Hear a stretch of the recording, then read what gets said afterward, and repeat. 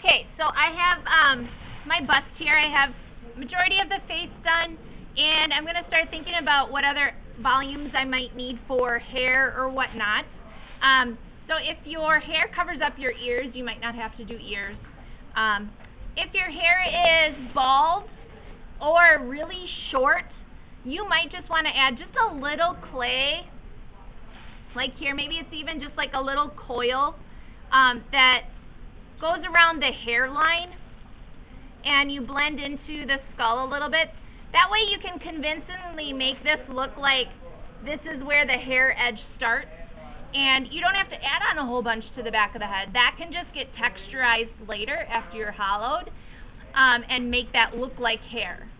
So if your hairstyle is fairly short, or maybe you have like a ponytail that's pulled back really tight, you might not want to add a whole lot back here, but you might want to just add a little bit around the hairline to create a visual distinction between skin and hair.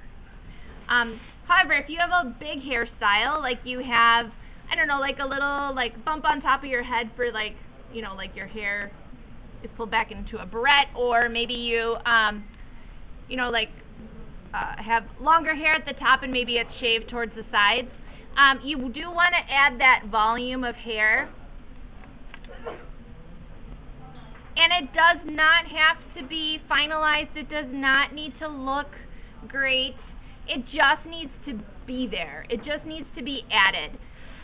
If your hair is, or your head's a little hard, and you're worried about adding a lot of clay here, you could texturize by scoring and then pushing in this nice soft clay. It just helps kind of grab a hold of it a little better. Okay. So we want to make sure that you add the volume to the head and onto the shoulders. Maybe you're doing your head in the clouds and you want clouds to go onto the shoulder area. Then you might want to add some more volume to those shoulders. So then you could add the clay here if you wish. Okay, so now what I want to do is kind of show you the hollowing demo. And what I find really helpful is using a fettling knife for this. I feel like it's kind of a more sturdy tool to do the job and get it done well. So what I'm going to do is I'm going to draw a line kind of back behind the ears, because I don't want to like damage my ears if I sculpted them. So I'm just going to draw a line.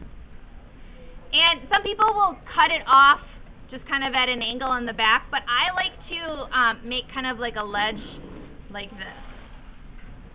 So it's kind of like a large pie wedge that I'm taking out, or like a half of a hemisphere I'm taking out, because I feel like that's easier to fit in like a puzzle piece rather than like a circle that was just shaved off. Like you might have to rotate to find that right spot where it fits. So this piece I feel like is a little easier to visually see and know how it fits back together. So then you become a brain surgeon, and you have to kind of aggressively press that fettling knife into the clay,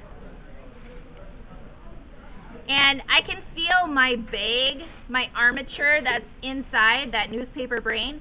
So I'm just kind of making sure my fettling knife goes all the way to that. You'll feel it. It feels a little squishy.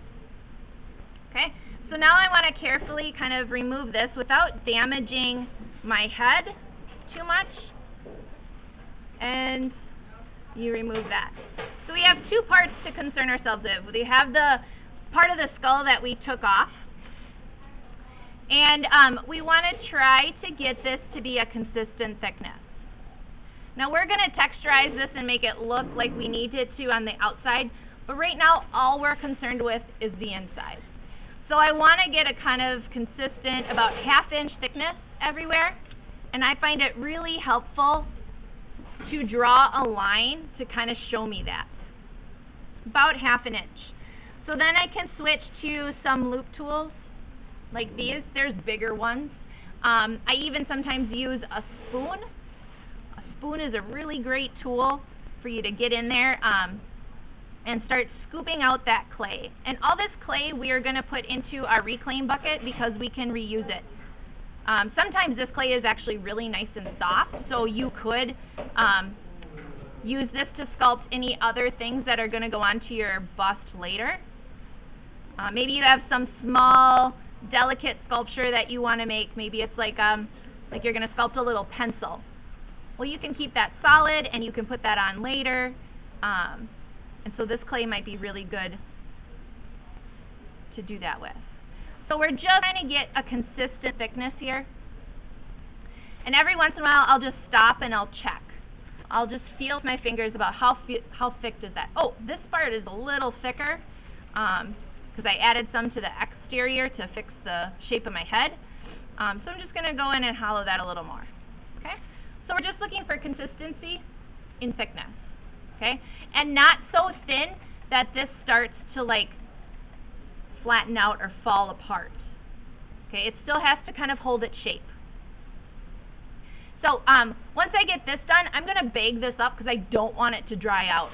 So I'm just going to wrap this in some plastic and leave that be. Now I'm on to my head. And I find it kind of helpful to get a scissors, or if you can, just rip into that plastic.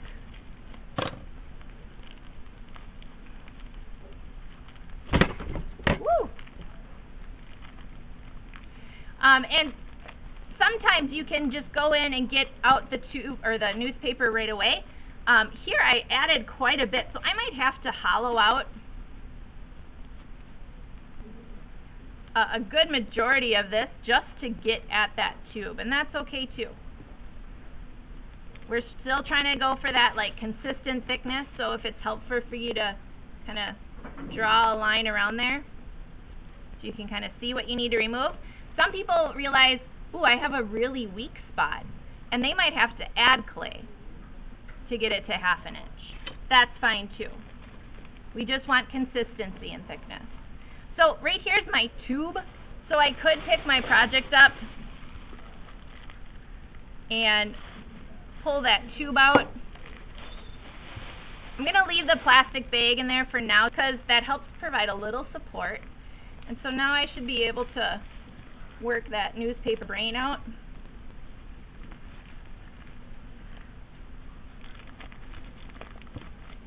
And I'm just trying to take the newspaper, not the plastic too. Make your life a little easier. You can just in the garbage or the recycling. And then I'll just push that plastic down out of the way into the neck. That way it like kind of supports the neck until I'm ready to do that.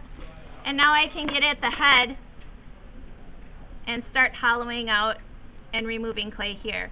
I always want to have one hand on my face gently, just so that I can kind of judge for thickness and how close I'm getting to the surface.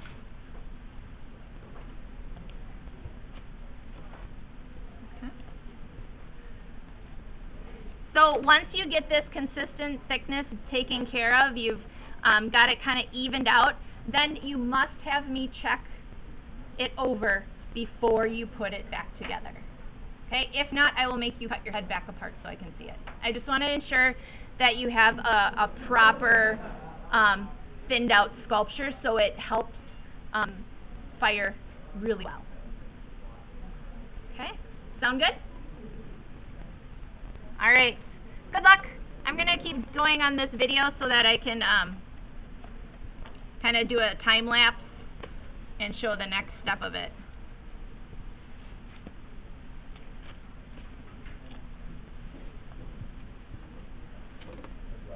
Uh-huh.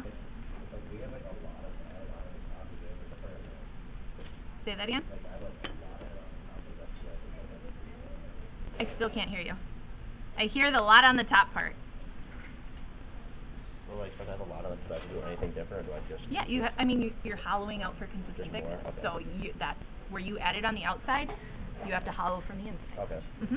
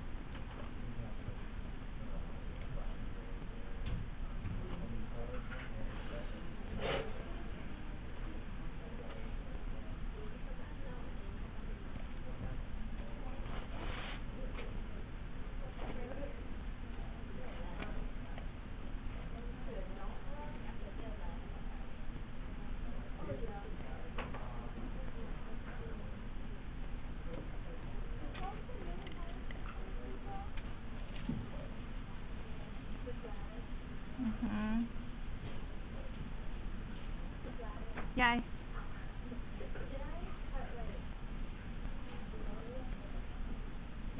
There.